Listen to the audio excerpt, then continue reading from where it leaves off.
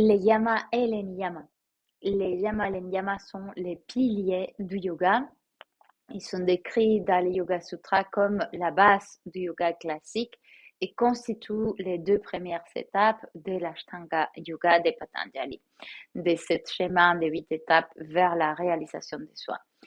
En étant le but suprême du Raja Yoga, la voie royale, les changements d'état, comme si on serait un ver qui va devenir un papillon, le Raja Yoga vise l'étude et puis la maîtrise du mental et surtout vise à sortir de cet état habituel de dispersion, de soumission au dictat du mental, des souffrances, d'émotions, de désirs, d'attachement et à atteindre un état d'union, de non-besoin, de non-désir, parce qu'on comprend qu'on est plein en soi, qu'on est déjà non séparé, qu'on est déjà en union.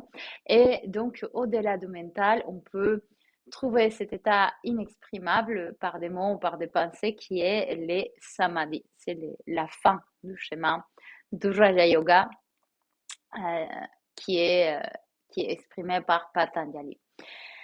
Le yoga part du principe que le bonheur, l'état de yoga, de bonheur d'union, s'atteint par la maîtrise du mental. Donc, ce n'est pas exactement l'élimination des pensées, c'est plutôt le calme complet du mental, comme un lac qu'on aurait agité et que tout d'un coup se calme et se dépose qui dépose la saleté, les obstacles sur le fond, et donc on peut voir clair à travers les mentales.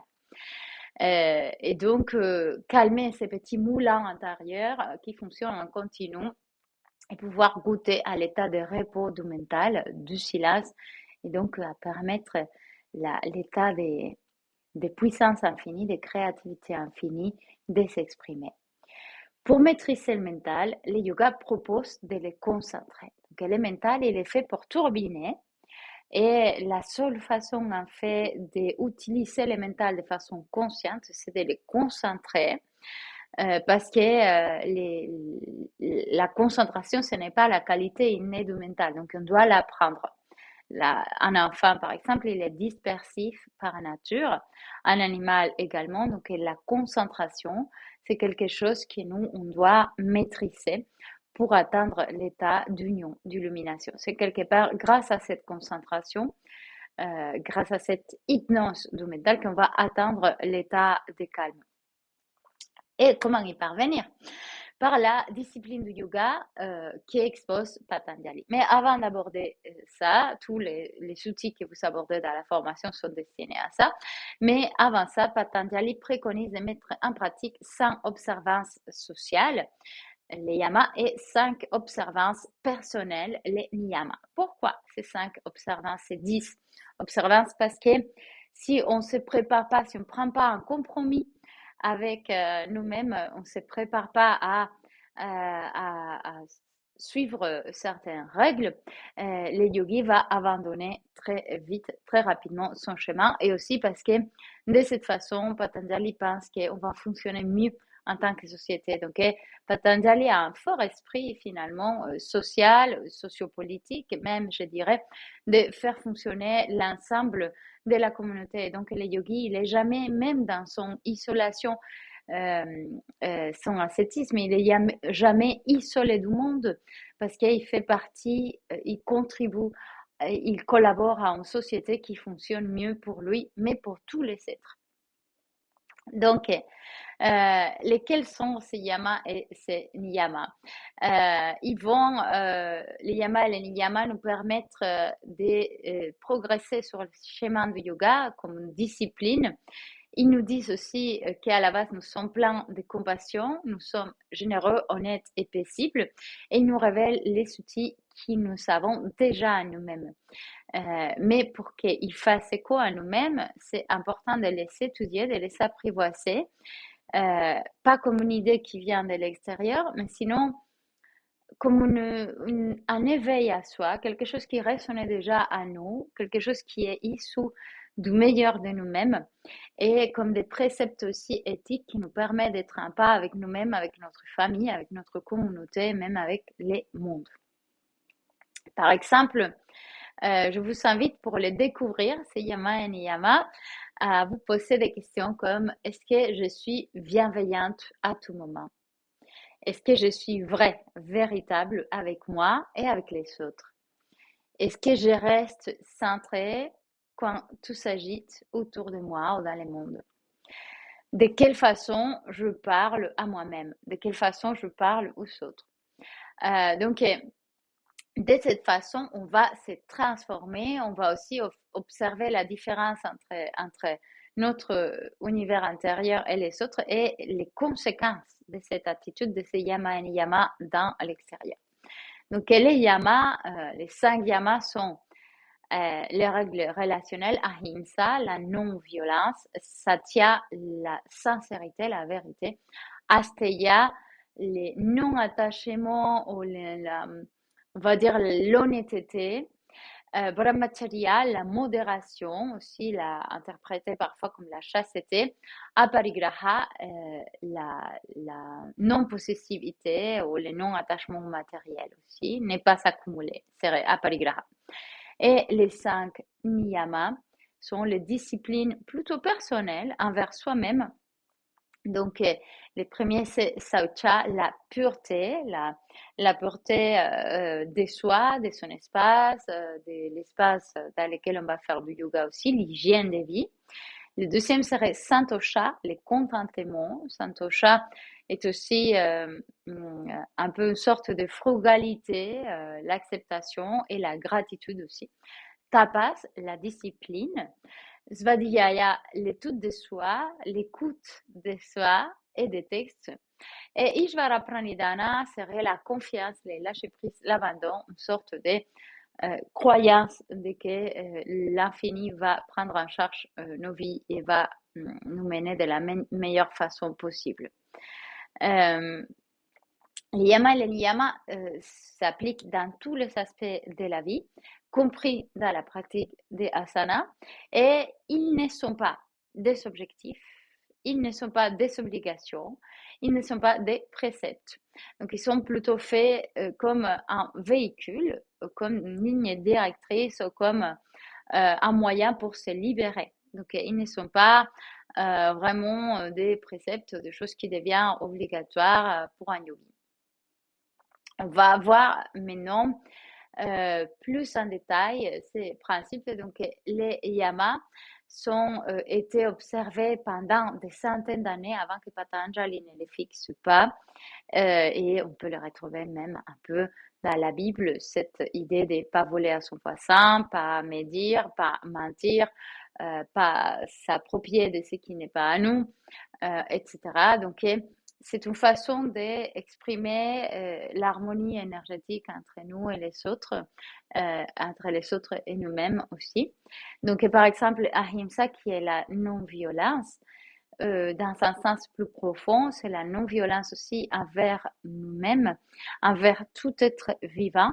C'est aussi des ahimsa, par exemple, qui découle l'alimentation végétarienne, mais aussi ahimsa veut dire être compassif, se mettre en attitude de comprendre toute la dynamique du vivant.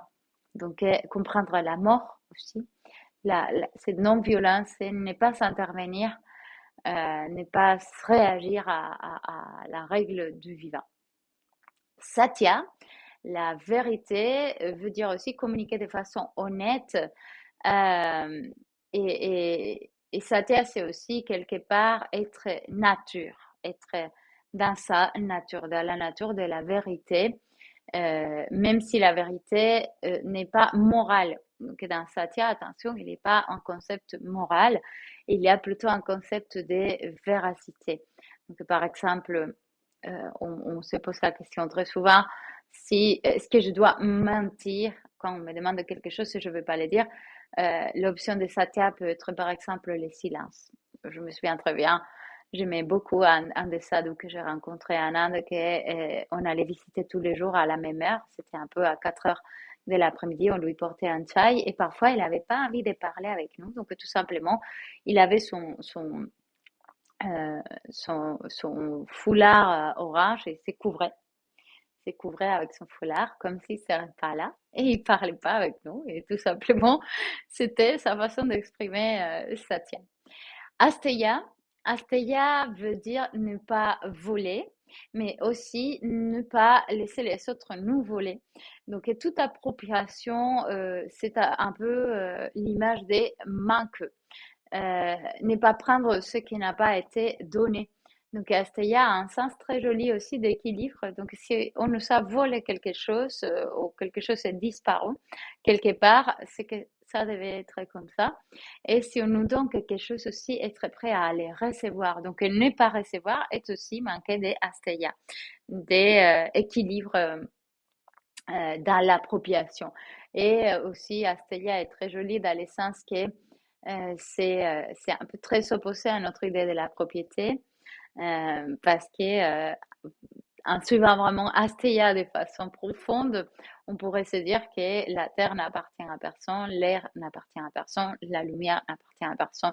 Donc cette idée très occidentale des frontières, de s'approprier, irait contre Asteya. Donc quelque part, les yamas sont très révolutionnaires aussi, sont très communautaires et expriment des principes très très anciens communautaires des partages de la terre, des ressources et du monde. Brahmacharya a été longtemps interprété comme la chasteté, contrôle de l'énergie sexuelle, contrôle aussi des sens, mais Brahmacharya peut être aussi interprété comme contrôler son énergie avec sagesse, savoir en quoi on va porter son énergie. Donc, par exemple, il y a une discussion, je ne suis pas d'accord, ça m'énerve, je suis vraiment contre une idée. Au lieu d'utiliser mon énergie pour me battre, je vais retenir cette énergie et je vais l'utiliser pour d'autres choses. Je vais me mettre à faire mon potager ou à cuisiner ou à utiliser cette énergie de façon créative. Donc, Brahmacharya, ça veut dire aussi être un Brahma. Rester un Brahma, rester dans la créativité, dans l'énergie créative. Aparigraha, à nouveau, non-possessivité, n'est pas résister à l'impermanence. Ça veut dire ne pas s'attacher à son corps, ne pas s'attacher à la jeunesse, ne pas s'attacher à l'image physique, ne pas s'attacher au sens, lâcher prise, ne pas s'attacher aux conséquences. Dans Aparigraha, il y a un sens, c'est vraiment une expression très orientale, il y a un sens de c'est comme ça. That's it. C'est le karma. Mais aussi, il y a un sens de je fais confiance. C'est un peu la présentation de ce qui va être après. Ishvara Pranidhana. Je ne m'attache pas à ma vision parce que cette vision, elle est maya, elle est illusoire, elle est réduite. Et peut-être je ne vois pas l'ensemble du cadre pour pouvoir opiner, pour pouvoir vraiment agir en conscience. On va maintenant voir les niyamas en détail. Les niyamas sont des principes qui permettent de vivre en développant la bienveillance. Donc, c'est une question de choix. Ce qu'on nourrit au quotidien va avoir un impact sur nos vies. Donc, là, on va vraiment prendre la responsabilité en tant que yogi de cultiver. Cultiver ces 5 principes. Le premier, c'est saucha, la pureté. Donc, comment on cultive la pureté à nous en nettoyant notre corps, notre maison, notre esprit, notre cœur, notre mental, en aussi purifiant nos habitudes, donc bien sûr l'hygiène de vie, ça qu'on mange, ça qu'on respire, ça qu'on boit, les habitudes toxiques, ça qu'on dit. Par exemple, une façon de pratiquer saucha, c'est éteindre la télé, tout simplement. Je ne vais plus me contaminer avec des idées reçu de fausses informations. Je pense qu'aujourd'hui, Saucha est très important comme principe. Aussi, Saucha voudrait dire, je vais essayer de vivre le plus en connexion possible avec les formes sattviques de la vie, donc la lumière du soleil, les éléments de la nature, tous les êtres vivants à l'état pur. Santosha, c'est le deuxième niyama et il signifie le contentement, la satisfaction dans l'expérience immédiate, l'acceptation. Petit exemple pour Santosha, je me souviens que dans mes premiers voyages, je voyage depuis très très jeune, donc depuis mes 17 ans. Dans mes premiers voyages, j'étais allée en Angleterre et il y avait plein de choses que je ne trouvais pas à manger. La nourriture anglaise me paraissait vraiment désagréable, vraiment horrible. J'ai pris 8 kilos. En plus, j'étais vraiment dégoûtée, mais en même temps, je devais manger les choses qu'il y avait là-bas. Et à un moment, il s'est passé un déclic dans ma tête et j'ai commencé à adorer les fish and chips. Donc, à l'époque, on était avec mon copain de l'époque. À l'époque, sa famille travaillait dans un fish and chips et il portait ça tous les soirs. Et avoir cette expérience d'acceptation est un pas vers la maturité. Donc, on peut toujours vivre dans les manques et c'est très, très caractéristique de notre civilisation occidentale de vivre dans les manques. Il me manque toujours quelque chose. Quand j'essaierai ça, quand j'arriverai à faire cette asana, quand je serai meilleure, plus mince, plus belle, plus quand j'aurai la maison de mes rêves, la voiture de mes rêves, la vie sera parfaite. Mais Santosha, c'est l'opposé. C'est un peu les niyamas qui nous invitent à apprécier la vie comme elle est aujourd'hui, ici et maintenant, et donc vivre dans l'instant présent. Tapas, l'austérité. Tapas est un peu la discipline qui nous invite à diriger notre énergie, c'est garder le cap. C'est aussi un peu les focus, la volonté, c'est un peu l'esprit guerrier, la passion. C'est tapas qui nous permet en fait de réaliser aussi des épreuves. C'est un peu les droit au but, comme on dirait à Marseille, droit au but de l'OM. Tapas, c'est un peu ça qui nous permet de nous dépasser. C'est le dépassement de soi, quelque part aussi. Svadhyaya, c'est l'étude de soi, c'est l'étude de sa nature véritable et c'est le développement personnel compris dans le sens occidental. C'est l'intention de se connaître tous les jours à travers une pratique et donc d'être toujours en train d'évoluer. Et c'est aussi un pas, je dirais, très important vers la maturité parce que c'est grâce à Svadhyaya aussi qu'on va pouvoir enseigner aux autres, mais surtout qu'on va pouvoir leur guider à eux-mêmes retrouver un schéma qui leur mène à être la version meilleure qu'ils peuvent atteindre. Ensuite, il y a Ishvara Pranidhana. Ishvara, vous vous rappelez, c'est le Dieu unique, la présence divine dont parle Patanjali. Et Pranidhana, c'est l'abandon à cette entité plus grande que soi. Donc, c'est un peu comme on va se fondre dans la mer infinie de l'énergie divine. On va aussi donner un sens, une attention particulière aux petits instants de la vie pour reconnaître que nous, on n'est pas les maîtres de notre univers et que l'univers est beaucoup plus grand, qu'il y a une sagesse inouïe dans toute la création, dans toute la nature, dans toute l'expérience. Et donc, c'est grâce à Ishvara Pranidhana aussi qu'on va trouver l'union qui nous promet les yogas.